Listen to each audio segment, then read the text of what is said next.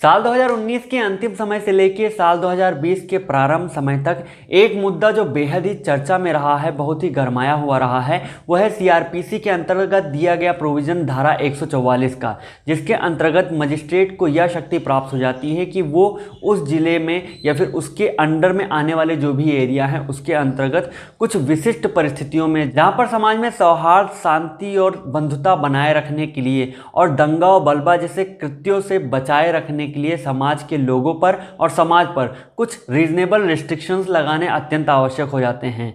तो इन कंडीशन में वो धारा 144 के अंतर्गत समाज पे और समाज के लोगों पे कुछ उपबंध, कुछ प्रतिबंध लगा सकती है। वैसे तो सीआरपीसी के सेक्शन 144 में दिए गए प्रोविज़न में जो डेफिनेशन है वो एक लॉ स्कॉलर के लिए, एक प्लीडर के लिए, एक वकील के लिए बहुत ही सिंपल है, लेकिन इससे जुड़े हुए सवाल जो कि आम जनता के हैं वो बहुत ही खास हैं, बहुत ही विशिष्ट होते हैं। जैसे कि इनको इम्पोज कौन करता है, ये कितने समय तक इफेक्ट में रहते हैं, इनके इफेक्ट क्या क्या हो सकते हैं, या ये काम कैसे करता है। तो आज के इस वीडियो में हम इसी सीआरपीसी के सेक्शन 144 के दिए गए मेन प्रोविज़न जो भी मुख्य पहलू हैं उनका हम अपने दृष्टिकोण के हिसाब से चर्चा करने वाले हैं। तो चलिए आरंभ से प्रारंभ करते हैं।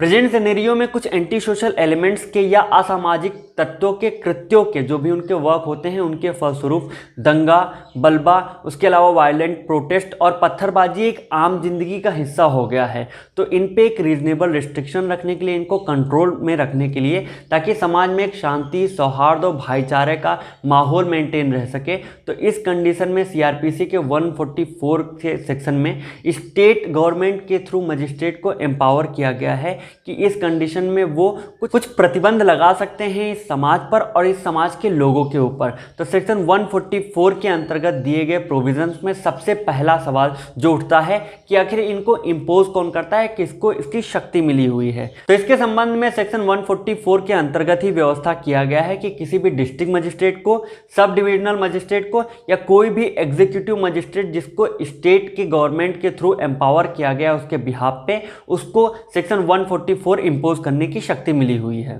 अगला सवाल यह है कि इनको किन ग्राउंड्स पे, किन बेस पे, किन आधारों पे इंपोज किया जाता है। तो इसमें दिए गए पॉइंट्स के अनुसार जब कभी पब्लिक न्यूसेंस को प्रिवेंट करने की या कोई एप्रीहेंडेड डेंजर, जब खतरनाक कोई एक संभावना हो कि हाँ यहाँ पे कोई बहुत खतरनाक खतरा हो सकता है, कोई ऐसा एक्ट हो सकता है जिससे पब्लिक हेल्थ और पब्लिक लाइफ इफेक्ट हो सकती है, तो उस कंडीशन में आवश्यकता पड़ने पर एक मजिस्ट्रेट के द्वारा इनको इंपोज किया जाता है। ये खतरा obstruction, annoys, danger to human life, public safety के अलावा पब्लिक हेल्थ, इन सब कंडीशंस में इन सब तरीकों से हो सकता है। अगला सवाल ये आता है कि आखिर ये धारा 144 जो है वो किसके अगेंस्ट में इंपोज की जाती है, किसके अगेंस्ट में जारी की जाती है। तो इसमें दिए गए जो धारा 144 में दिए गए प्रोविजंस के अनुसार ये किसी पर्टिकुलर पर्सन के या किसी भी पर्टिकुलर पर्सन जो एक पर्टिकुलर एरिया में रहते हैं उनके खिलाफ या जनरल पब्लिक, तीनों के खिलाफ ही एक मजिस्ट्रेट द्वारा जो उसकी ज्यूरिसडिक्शन है, जो उसका एक कार्यक्षेत्र है, उसके अंतर्गत आने वाले व्यक्तियों पर एक जनरल ऑर्डर के थ्रू इंपोज किए जाते हैं। अगला सवाल इसके ड्यूरेशन या कार्यकाल के बारे में है। तो यहाँ पे इसी प्रोविजन में ये कहा गया है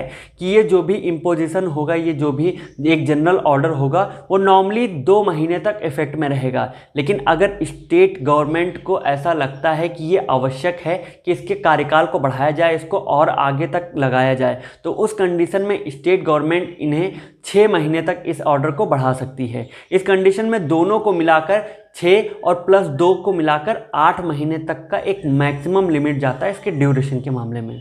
और अगला सवाल आता है इसके मैकेनिज्म के बारे में, आखिर ये वर्क कैसे करता है, ये काम कैसे करता है। तो इस बारे में हम आपको बता दें कि ये जब भी एक जुडिशियल मजिस्ट्रेट को समाज में शांति, सौहार्द और बंधुता जो बढ़ाने वाली चीज़ें हैं उनके ऊपर कोई खतरा लगे या किसी भी पब्लिक के हेल्थ को या फिर उनके लाइफ पर खतरा लगे, तो इस कंडीशन में जब वो खुद का ओपिनियन हो कि हाँ भाई ऐसा खतरा है, तो अपने ओपिनियन के अनुसार वो सेक्शन 134 के अंतर्गत एक नोटिस इशू करके, जो किसी भी एक पर्टिकुलर पर्सन को हो सकती है या किसी एक एरिया के अंदर में, जो एक पर्टिकुलर एरिया है उसके अंदर में रहने वाली सारी पब्लिक को एक जनरल ऑर्डर के थ्रू हो सकती है।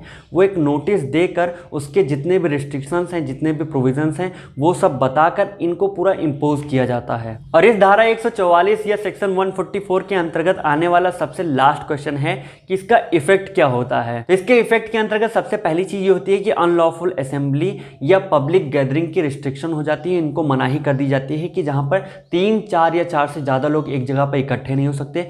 दूसरी चीज कि बिना वजह घूमने पे पाबंदी लग जाती है। तीसरी चीज पूरा मार्केट बंद कर दिया जाता है, एक तरह का शटडाउन कर दिया जाता है। लेकिन कुछ आवश्यक चीजें जो कि मेडिकल्स हैं, राशन की दुकानें हैं, इनको बंद नहीं किया जाता। चौथी चीज कि मीन्स ऑफ ट्रांसपोर्टेशन जो होता है, जो आम पब्लिक के लिए ट्रेन, बस और ऑटो वगैरह होते हैं, उन सबको बंद कर दिया जाता है। लेकिन एम्बुलेंस का चलना लगातार जारी रहता है। और चौथी चीज़ ये कि इसमें मीन्स ऑफ कम्युनिकेशन जो भी कॉलिंग के थ्रू होती है, मैसेज के थ्रू होती है या इंटरनेट के थ्रू होती है, इन पर भी रिस्ट्रिक्शन लगाए जा सकते हैं। लेकिन आपको बता दें कि जब भी धारा 144 लगाई जाती है, उस कंडीशन में भी एक आम पब्लिक का राइट टू मूव कोर्ट का जो राइट है वो ख़त्म नहीं किया जाता। इन पर कोई रिस्ट्रिक्शन नहीं लगाई जा सकती। अर्थात जब भी आपके फंडामेंटल राइट्स का इस केसेस में हनन होता है, वायोलेशन होता है, तो आप कोर्ट को अप्रोच कर सकते हैं। नेक्स्ट हम बात करते हैं कि वो जो भी ऑर्डर आएगा धारा 144 के अंतर्गत, जो ऑर्डर मजिस्ट्रेट के थ्रू किया जाएगा, उसके इंग्रेडिएंट्स क्या हैं, उसके कंटेंट क्या होंगे। तो उसमें दिए गए प्रोविजंस के अंडर में सबसे पहला पॉइंट ये होता है कि जो भी ऑर्डर होगा वो रिटन होगा। दूसरा चीज़, वो ऑर्डर एक स्पेसिफिक और डेफिनाइट टर्म में होना चाहिए। तीसरी चीज, सारे मटेरियल फैक्ट्स जिन ग्राउंड्स पे, जिन बेसिस पे ये धारा 144 इम्पोज किया गया है, वो सब उसमें लिखे होने चाहिए। और चौथी और सबसे लास्ट चीज कि जो भी प्रोहिबिशंस लगाए गए हैं, जो भी रिस्ट्रिक्शंस लगाए गए हैं, जिन चीज़ों की मनाही है, वो एक क्लियर टर्म्स में रिटेन होना चाहिए या स्पष्ट शब्दों में लिखा हुआ होना चाहिए। अब बात करते हैं इसके एक लैंडमार्क या इंपॉर्टेंट केसेस के साथ में इसके कॉन्स्टिट्यूशनैलिटी पे जो सवाल उठा था उसके बारे में। तो मधुलिकाय वर्सेस एसडीएम के केस में ये कहा गया था कि फैक्ट एंड इशू ये था कि ये जो प्रोविज़न जो दिया गया है धारा 144 का, ये एब्यूज़ ऑफ जुडिशियल पावर है। और दूसरी चीज़, ये जो फंडामेंटल राइट जो कि पार्ट 3 में दिया गया, उसके आर्टिकल 90 क्लॉज 1 के सब क्लॉज बी और सब क्लॉज जी का हनन करता है या वायलेशन करता है। तो इस केस में फैसला सुनाते हुए जस्टिस हिदायतुल्लाह ने यह कहा कि ये जो धारा 144 है, ये सबसे पहली चीज़ की तो वक्त की डिमांड है। दूसरी चीज़, ये प्रिंसिपल ऑफ नेचुरल जस्टिस के अंतर्गत आने वाले ऑडी अल्टर पार्टेम के अंतर्गत आता है, अर्थात आपका राइट टू मूव कोर्ट कहीं भी रिस्ट्रिक्ट नहीं किया जाता। और तीसरी चीज़, ये पार्ट 3 में दिए गए आर्टिकल 90 के क्लॉज 2 में आने वाले रिस्ट्रिक्शंस के अंतर्गत आता है, यानी उन बेसिस पे, जिन बेस पे रिस्ट्रिक्शन लगाए जा सकते हैं, उन्हीं बेस पे ये वर्क करता है। तो इन सभी पॉइंट्स को अगर कंक्लूड करके कहने की बारी आए तो हम डॉक्टर राम मनोहर लोहिया के केस में दिए गए स्टेटमेंट की बात कर सकते हैं कि समाज के कुछ लोगों को अगर पब्लिक ऑर्डर जो कि समाज के स्मूथ फ्लोइंग के लिए आवश्यक है, उनको डिस्टर्ब करने के लिए फ्री कर दिया जाता है, उनको आज़ादी दी जाती है, तो इस सेंस में डेमोक्रेसी कहीं भी एग्जिस्ट नहीं कर सकती। सीआरपीसी के इस वीडियो में आज के लिए बस इतना ही। आई होप कि आपको सेक्शन 144 के दिए गए मेन प्रोविजन समझ में आए होंगे और बाकी के लॉ से रिलेटेड वीडियोस के लिए बने रहिए हमारे साथ। नमस्कार।